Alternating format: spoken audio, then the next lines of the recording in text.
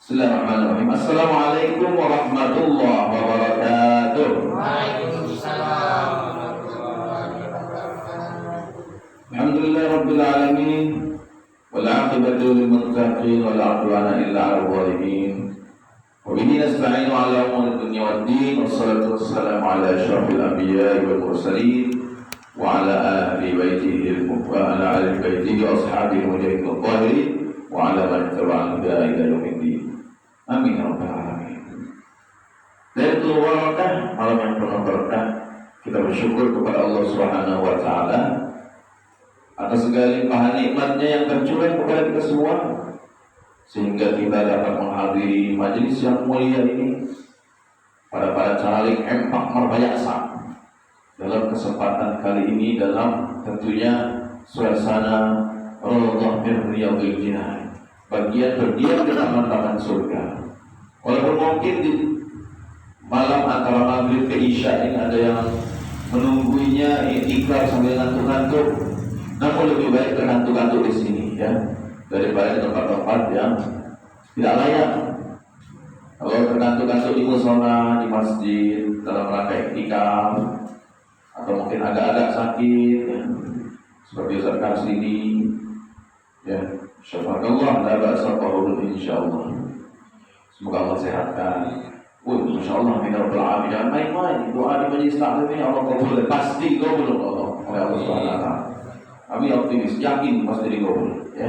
Siapa yang punya hajat ini, apapun itu yang mengikuti majelis taklim itu pasti dikabul oleh Allah Subhanahu wa taala. Ya, bukan mengecilkan. Kalau hanya sekedar ngaji, baca Quran, ya hanya sekedar zikir doa, itu masih tanda tanya. Dan ini Rasulullah SAW yang menjanjikan sendiri dalam hadis-hadisnya, bahwa intinya sudah pernah bacakan hadisnya itu ya, bahwa Rasulullah SAW senantiasa memilih duduk di majelis ilmu. Beliau senang berdiam di majelis ilmu, dan pasti doa-doanya itu akan dikabul karena ada Rasul bersamanya. Yang mudah-mudahan kita juga dihadiri oleh beliau. Amin ya rabbal alamin. Sebab keberadaan wafatnya Rasulullah SAW ini dengan keberadaan wafatnya orang-orang yang mendahului kita ya, yang lebih dulu, itu lain. Kalau Rasulullah SAW ini ya, beliau wafat, tapi sesungguhnya beliau tidak wafat, karena ada dalam hati kita semua, apalagi yang berusaha menghidupkan cahaya Al-Quran dan As-Sunnah. InsyaAllah akan selalu bersama Rasulullah SAW ya. Sebagaimana halnya di malam hari ini, untuk kajian malam Sabtu adalah kajian hadis ya. Kalau kajian malam Senin itu adalah kajian Al-Quran. Sekarang kita akan belajar sama-sama, kami juga belajar membaca hadis-hadis Rasulullah SAW. Kalau di malam Senin itu kan seolah-olah kita lagi bercakap-cakap dengan Allah, karena Allah Subhanahu wa taala seolah-olah tengah menyurati kita dengan surat cintanya yang indah. Nah, sekarang kita bercakap-cakap dengan Nabi, seolah-olah Nabi kita ini juga menyurati dengan suratnya yang indah dalam tutur sabdanya yang sangat menawan. Masya Allah. Nah, kita akan coba resapi ini hadis-hadis tentang akidah atau keyakinan kita. Mari kita simak bersama-sama. Abi akan membacakan Arabnya terlebih dahulu. Ini dalam huruf versi Braille ya. An Abi Hurairah radhiyallahu anhu qala kana an-nabiy sallallahu alaihi wasallam barizan yauma lin-nasi fa'atahu rajul faqala mal iman qala al-imanu an tu'mina billahi wa malaikatihi wa biliqaihi wa rusulihi wa tu'mina bil ba'thi. Qala ma al-islam? Qala al-islamu an ta'budallaha wa la tusyriku bihi wa tuqima as-salata wa tu'addi az-zakata al-mafruḍah wa tasuma ramadana wa tasuma ramadan. Qala ma al-ihsan? Qala an ta'budallaha ka'annaka tarahu fa in lam takun tarahu fa innahu yarak. Terjemahnya, hadis ini bersumber dari salah seorang sahabat terkenal yaitu Abi Hurairah. Bukan Abi Hilman ya, Abi Hurairah. Atau bahasa Indonesia Bapak Kucing. Sebab beliau ini Abi Hurairah terkenal dengan sahabat yang hobi memelihara kucing. Di gamis beliau seringkali kalau sholat suka banyak kucing di dalam gamisnya. Ada beberapa kucing. Antum bayangkan kalau gamis Abi Hurairah masuk kucing. Coba kalau masuknya itu yang masuknya fulus atau uang, masya Allah, alangkah banyaknya ya. Berarti gamisnya besar. Nah, radhiyallahu anhu, semoga Allah meridhoinya. Telah berkata, beliau ini Abi Hurairah radhiyallahu anhu berkata, pada suatu hari Rasulullah SAW sedang berkumpul dengan umat manusia.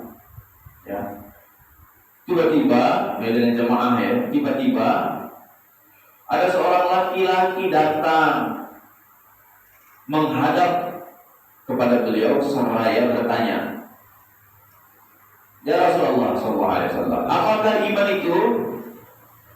Apa yang dimaksud dengan iman? Lalu Rasulullah SAW menguraikan rukun iman, dan rukun iman ini satu pun tidak ada yang boleh ketinggalan. Jangan sampai salah satu kita tinggalkan, yang lain dijalankan jangan. Ya. Semua harus sama. Apa itu? Jawab Rasulullah SAW, iman adalah yakin kepada Allah, juga kepada para malaikat. Kepada Allah yakin, pada malaikat juga yakin. Tapi keyakinan kepada Allah yang terus terang kepada Allah. Kalau kepada malaikat, ya kita harus percaya saja, yakin kalau malaikat itu ada. Jangan sampai kepada Allah yakin, kepada malaikat tidak yakin, batal keyakinannya. Kemudian juga kepada pertemuan dengan Allah,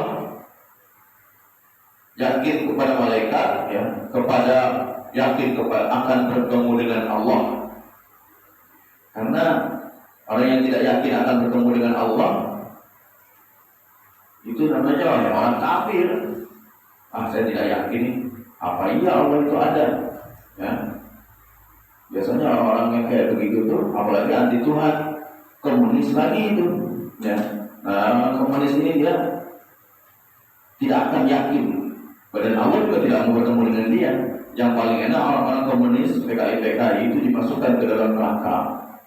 Ya, Allah itu sudah menganggapnya betul-betul kelas bajingan komunisme. Ya, apalagi dia musuh Islam, menyakiti kaum muslimin dan keburukan lainnya dia sudah lakukan. Nah, kita sebagai orang Islam haruslah meyakini bahwa kita akan liqa Allah atau liqa Rabbi.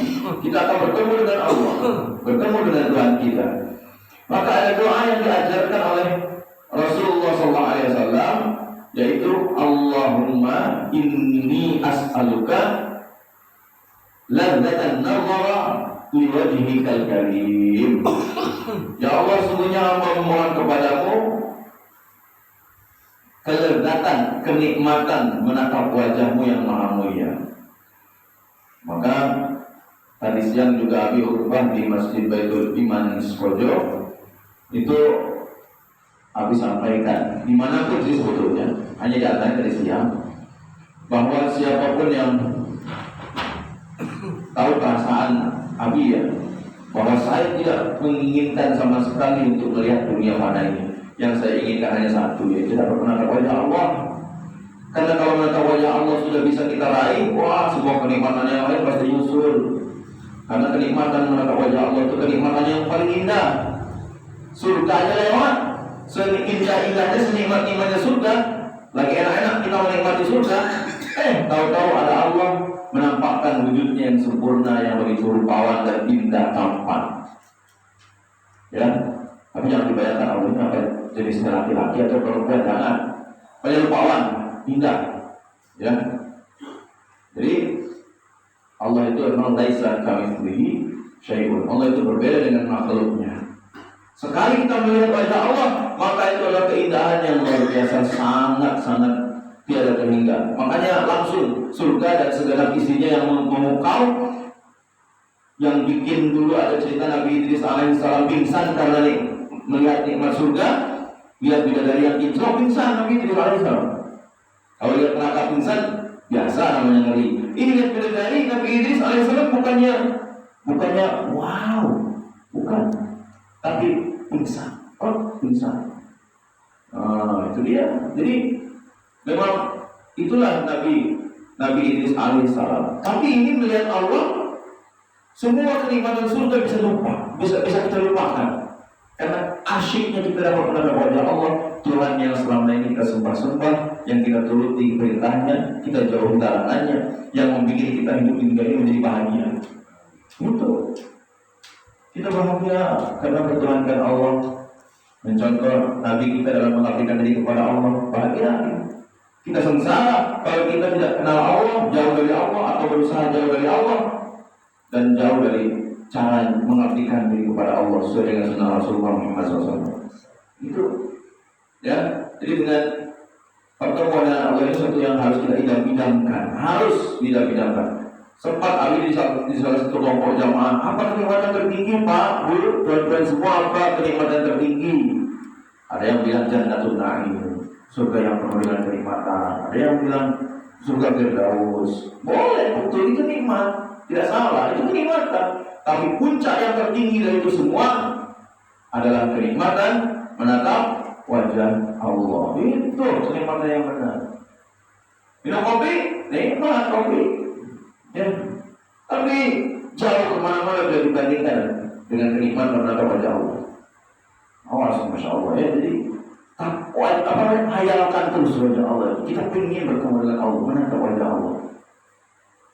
Nah, kemudian percaya kepada utusan-utusan Allah. Rasulullah itu utusan Allah, percaya.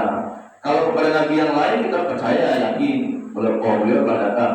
Kalau kepada Rasulullah Muhammad SAW, selain kita yakin, kita juga harus mengikuti jalan langkahnya. Karena itu beliau Nabi kita yang terakhir.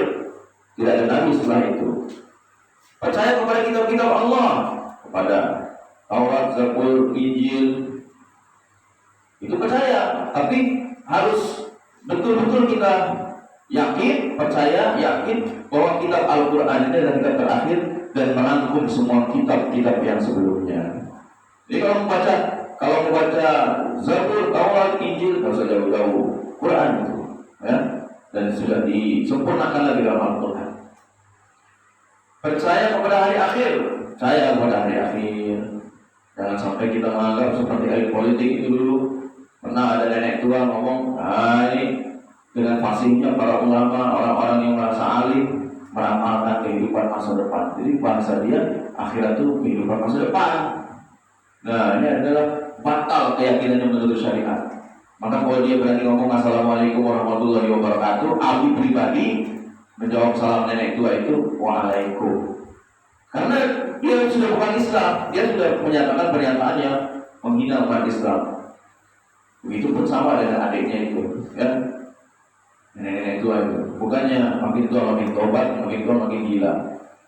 Nah, itulah. Jadi hari akhir ini harga mati harus dipercaya, juga harus diyakini kedatangannya, pembalasan dari segala amal ini. Dan percaya kepada qada dan qadar Allah, khairihi wa syarrihi, baik takdir yang baik, takdir yang buruk, ya. Kemudian ada lelaki itu bertanya lagi setelah dijelaskan semuanya yang tentang rukun iman. Laki-laki itu bertanya lagi, apakah itu Islam? Ya, apakah Islam itu ya Rasulullah? Jawab Rasulullah SAW, Islam adalah pertama, beribadah kepada Allah dengan tidak menyekutukannya. Maksudnya syahadat. Maksudnya asyhadu an la ilaha illallah wa asyhadu anna Muhammadar Rasulullah. Nah, itu dia kesaksian Allah sebagai Tuhan, Muhammad sebagai Rasul, ini ibadah. Wala tusyriku bihi syai'a. Jangan menyekutukan Allah. Jadi kalau kita sudah bertuhan kepada Allah, jangan bertuhan lagi sama yang lain. Ya. Dan bertuhan sama yang lain itu bukan hanya sekedar menyembah batu, bukan hanya sekedar percaya kepada benda-benda keramat atau tempat-tempat yang dikeramatkan. atau sesuatu yang punya kekuatan, termasuk makhluk lain, jin dan sebagainya. Itu iya, betul. Tapi bukan hanya itu, termasuk mempertuhan uang, mempertuhan pekerjaan, ya, dan mempertuhan hal-hal yang lainnya. Jadi Allah itu tidak mau didua. Jadi sifat yang tidak boleh didua itu, sifat yang tidak diduakan itu adalah milik Allah. Jadi kalau manusia masih bisa didua, tapi kalau Allah itu yang punya hak, wewenang, prerogatif, tidak boleh didua. Ya. Kemudian mendirikan sholat. Jadi kalau sudah melalui syahadat tadi, harus mendirikan sholat. Batal syahadatnya kalau sholat tidak didirikan. Saya sudah Islam bertahun-tahun, tapi belum sholat, batal keislamannya. Jadi harus dilalui jenjang-jenjangnya, tahap-tahapannya, tingkatan-tingkatannya harus dilalui, dirikan sholat. Kemudian ada tahapan yang selanjutnya, setelah mendirikan sholat harus membayar zakat. Nah, itu.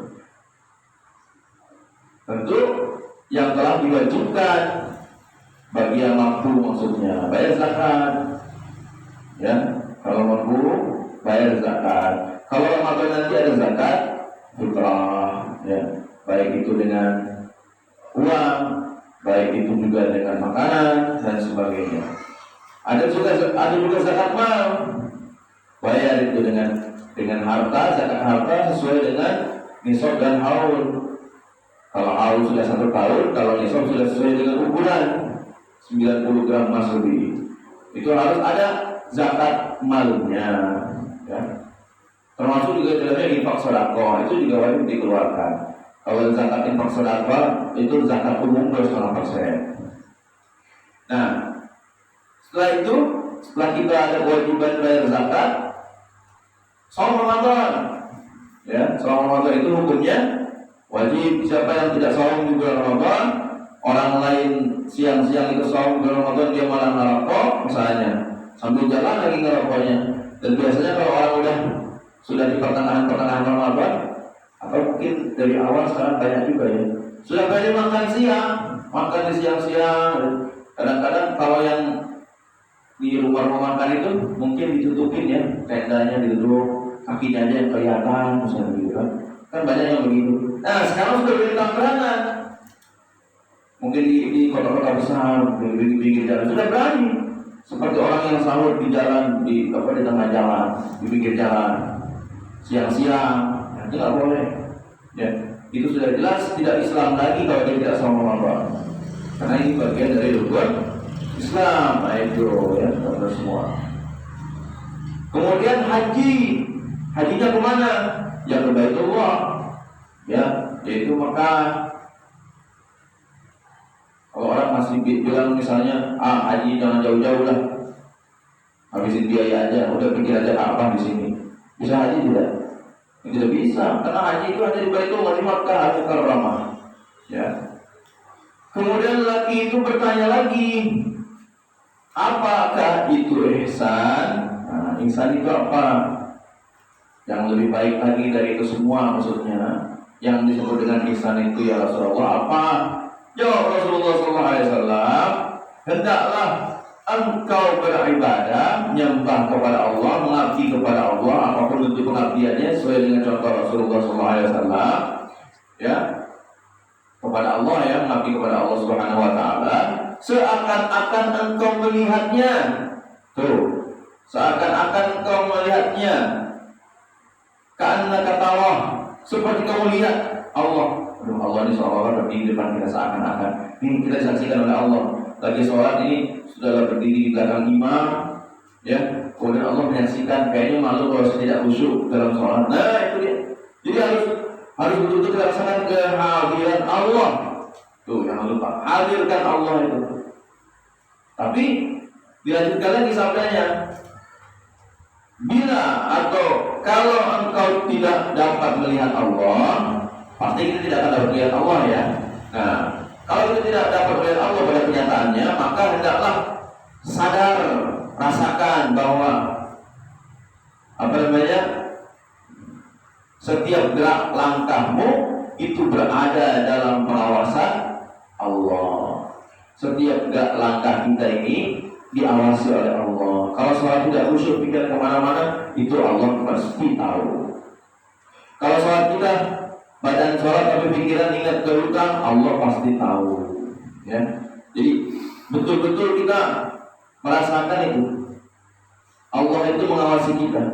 Sholat ini kita lagi sholat tapi malah pikiran kita ke wanita, ke cewek, misalnya. Allah pasti tahu, Maha mengetahui, dan itu harus kita yakini. Kalau tidak yakin ke situ, batal kita syariatnya secara nas. Ini hadis diriwayatkan oleh Imam Bukhari rahimahullah taala. Ya, hadis ini cukup panjang, tapi inilah memuat tentang rukun iman, kemudian rukun Islam, dan juga rukun ihsan. Kalau iman, jadi orang beriman disebutnya adalah orang mukmin. Kalau orang Islam disebutnya adalah orang Muslim. Kalau jadi orang yang ihsan disebutnya adalah orang